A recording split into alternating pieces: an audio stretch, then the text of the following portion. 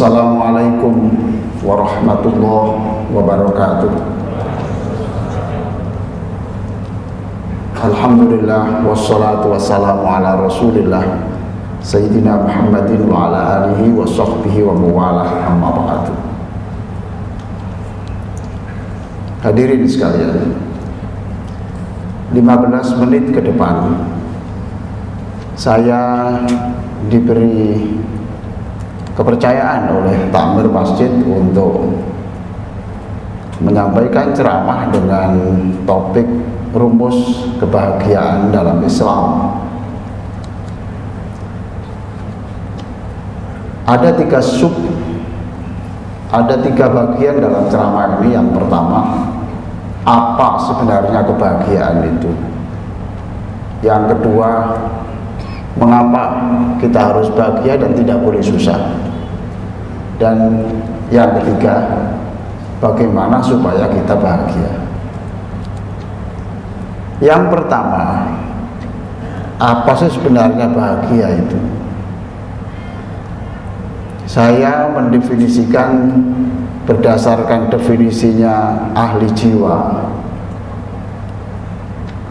Bahagia adalah keadaan psikologis yang positif, di mana seseorang memiliki emosi positif berupa kepuasan hidup, pikiran, dan perasaan yang dijalani.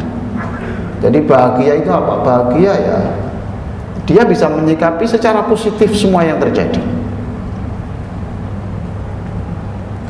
Jadi bahagia itu sangat subjektif. Orang memandang orang itu menderita, tapi tidak mesti bahwa orang itu menderita. Saya bertemu dengan orang yang diberi cobaan Allah, asalnya bisa melihat, kemudian tidak bisa melihat. Saya bisa membayangkan bagaimana sakitnya, asalnya bisa melihat, kemudian terkena penyakit tidak bisa melihat. Saya membayangkan secara objektif bahwa orang ini menderita. Maka ketika datang ke rumah saya doakan, Pak, saya doakan Bapak bisa melihat kembali. Apa jawabnya?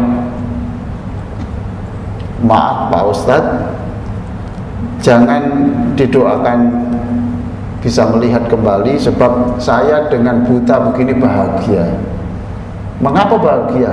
Ya, berarti saya sejak buta ini saya terbebas dari dosa lewat mata. Coba. Jadi namanya kebahagiaan itu ya bisa menyikapi takdir itu dengan segala alasan, sehingga dia bisa menyikapi dengan enteng-enteng saja. Orang lain menganggap menderita, ya silakan, tetapi yang merasakan kan saya. Punya istri yang subhanallah, ya menurut saya ya ukuran saya yang menyakitkan, tapi bagi dia tidak apa-apa Pak, tidak apa-apa, biasa saja. Wong itu memang gaya ngomongnya sejak lahir ya begitu itu, dan di keluarganya cara bicaranya ya seperti itu. Jadi itu hanya mulutnya Pak, hatinya tidak begitu.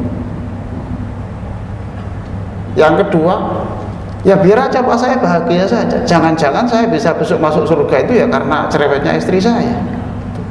Karena berarti saya tiap jam itu harus sabar. Lah sabar itu diberi pahala melebihi seluruh ibadah. Oh, coba Pak, ini bahagia. Mengapa kita harus bahagia? Nah, ini bagian kedua ya. Mengapa kita harus bahagia? Satu, karena kita tiap hari disuruh bahagia oleh Allah. Hayya 'alas shalah, ayo sholat. Lanjutnya hayya 'alal falah, ayo sholat, ayo bahagia. Lah kan berarti Allah yang nyuruh, ayo sholat, ayo bahagia. Tidak ada Pak agama selain Islam yang menyuruh riang gembira itu. didoktrin itu setiap hari itu didoktrin berapa puluh kali itu. Ayo bahagia, ayo bahagia, ayo yang ceria. Orang Islam itu ceria. Nah kalau bapak ini punya Tuhan Allah yang Maha Kuasa, lalu bapak sedih, itu kan menyinggung Allah, menjelekkan Allah, itu menghina Allah. Maka coba lihat Al-Quran itu, mesti la khaufun alaihim wa lahum yahzanun. Tidak ada rasa sedih, tidak ada rasa takut sama sekali. Itu diulang-ulang dalam surat Al-Baqarah itu berkali-kali. Kalau kita sedih itu seperti menuduh Allah, Allah sudah kehabisan cara untuk menolong saya. Maka ceramah ini diberi judul itu oleh takmir, saya yakin ini Masjid Al-Falah. Al-Falah itu adalah orang bahagia, orang senang. Maka tidak pantaslah orang di Masjid Al-Falah ini sedih. Malam ini adalah malam start pembebasan dari kesedihan. Kalau kita sedih, lalu apa bedanya orang yang tidak beragama dan beragama? Apa bedanya beragama dengan Tuhan yang Allah dan Tuhan yang selain Allah? Nah ini, mohon Bapak Ibu tidak sedih lagi. Kalau Bapak sedih berarti menghina Allah, seolah-olah Allah itu salah membuat takdir, seolah-olah Allah itu tidak adil. Ini tambah fatal lagi ini, menuduh orang tidak adil saja itu bermasalah, apalagi menuduh Allah tidak adil. Dia yang sholat di masjid rutin, ya menyumbang untuk pembangunan Al-Falah, ya sudah, puasa Senin sudah, Kamis sudah. Tapi kalau diberi penyakit yang sangat berat dan kecelakaan berkali-kali, anaknya belum ada yang dapat jodoh, terus maunya apa Allah ini ya? Loh ini kan tidak benar ini, itu tidak adil Allah. Tetangga saya itu ya tidak puasa, ya tidak sholat, tapi ekonominya ini kemudian coba ya. Jadi mengapa kita tidak boleh sedih? Ya karena kalau sedih itu berarti kita menghina Allah. Yang ketiga, mengapa kita harus bahagia? Ya sebab kalau kita sedih, ingat loh, kesedihan itu menular loh. Coba sekarang Bapak duduk, sebelahnya ada orang sedih, temannya itu sedih, kelihatan air mata keluar, jusak tisu lagi. Yang sebelahnya ikut sedih loh. Itu akhirnya ada apa ya teman saya kok sedih. Lalu dia kirim kabar ke istrinya, "Ma, ini loh Ma, teman saya itu sedih Ma." Coba jadi kesedihannya ditransfer keluar ruangan. Jadi iya ada apa ya? Ada apa? Ikut sedih. Hidup ini kalau tidak bisa memberi kebahagiaan orang, ya jangan menambah kesedihan. Selesai. Oke. Sekarang bagaimana supaya kita bahagia? Resepnya jelas ya. Lihat surah Al-Mu'minun ayat 1 sampai 9. Surah Al-Mu'minun ayat 1 sampai 9.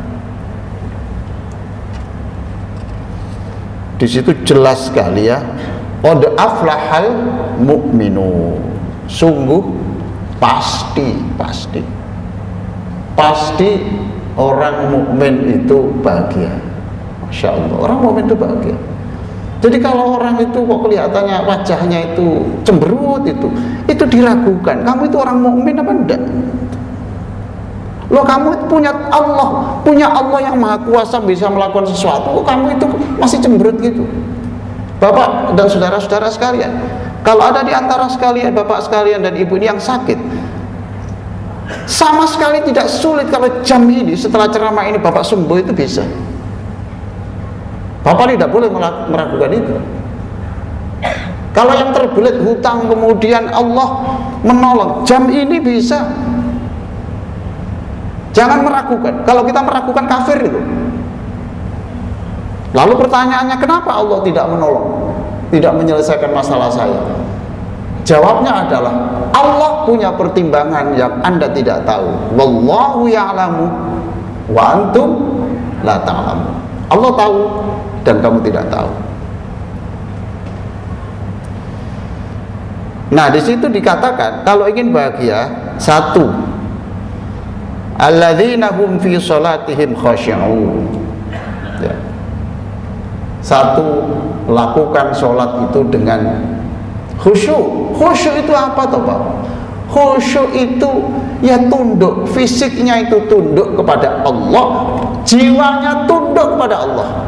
Apapun keputusan Allah itu ada dipandang, itu harus dipandang. Itu adalah bentuk kasih Allah yang kita tidak paham. Man dhanna infikaka lutfihi an qadari fadzalika liqusuri nadhari. Siapa yang menganggap takdir yang berlaku untuk Bapak, kalau Bapak tidak yakin bahwa itu adalah kasihnya Allah, maka itu menunjukkan bahwa Bapak bukan orang cerdas. Kalau ingin dipandang Allah cerdas, katakan semua yang terjadi itu adalah rahmatnya Allah dan pasti terbaik. Allah tidak pernah salah di dalam membuat keputusan. Nah, perasaan begitu tuh dipompakan.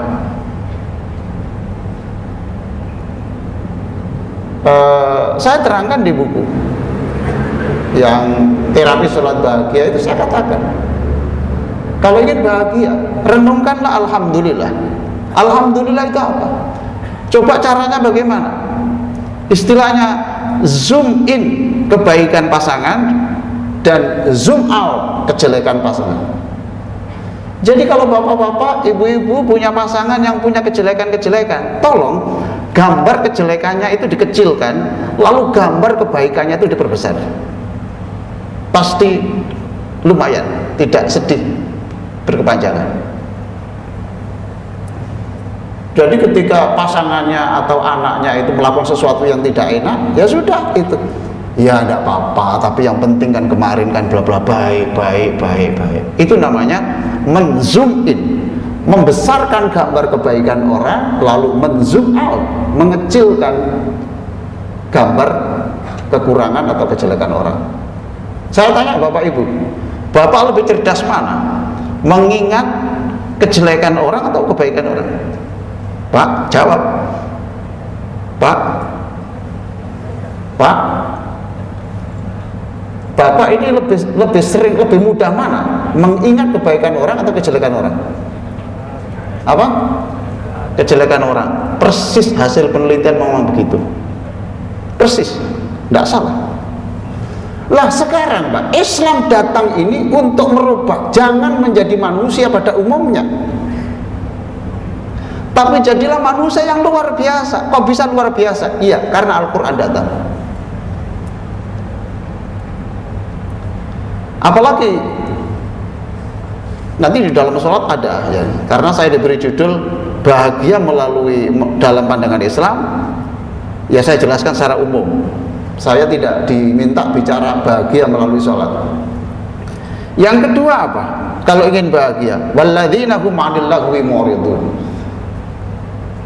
Berbicaralah yang sangat penting. Lakukan yang sangat penting. Jangan melakukan, jangan berbicara hal-hal yang tidak penting. Tuh.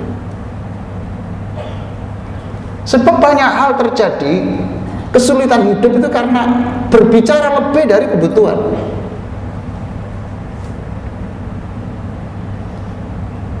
Nah kemarin ada orang tanya, gimana Pak saya ini kalau bicara selalu tuh caranya bagaimana? Ya beli plaster saja, plaster mulutnya di plaster aja sudah di, atau beli kapas, itu kapasnya dimasukkan semuanya, itu sudah. Yang ketiga apa?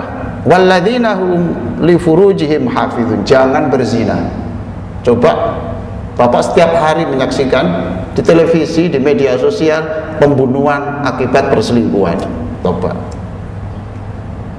membuang bayi di sungai karena lahir di luar pernikahan. Coba, jadi perzinahan melahirkan pembunuhan, kemudian melahirkan pertengkaran, rumah tangga dan kawan sudah tidak kawan semua. Jadi kan tidak bahagia. Yang ke berikutnya, bayarlah zakat. Masya Allah, orang zakat itu senang. Mengapa senang? Iya, karena rezeki yang ada di tangannya itu sudah bersih. Bersih dari apa? Bukan bersih dari yang haram. Enak saja itu, korupsi yang banyak, nanti zakat yang banyak. Tidak bisa. Zakat itu membersihkan, bukan membersihkan dari dosa. Zakat itu adalah membersihkan harta kita dari haknya orang miskin yang nempel pada kita, kita keluarkan bersih, bukan membersihkan dari dosa. Enak saja itu, korupsi yang banyak, korupsi 10 miliar, zakati 5 miliar. Oh, tidak begitu. Jadi zakat itu menambah kebahagiaan. Selanjutnya, penuhilah janji. Masya Allah, kontrak-kontrak itu, kontrak-kontrak kerja apa itu, janji-janji itu ditepati, jangan ada ya. Sebab itu menimbulkan tidak bahagia. Az-zulmu zulmun, orang melakukan dosa itu kegelapan. Kalau banyak dosa tambah gelap. Dan itulah Bapak Ibu sekalian, pas 15 menit, mudah-mudahan manfaat. Dan mulai malam ini kita bahagia. Ayo berusaha bahagia, dan jangan lupa tiap hari bahagiakan orang lain. Wassalamualaikum warahmatullahi wabarakatuh.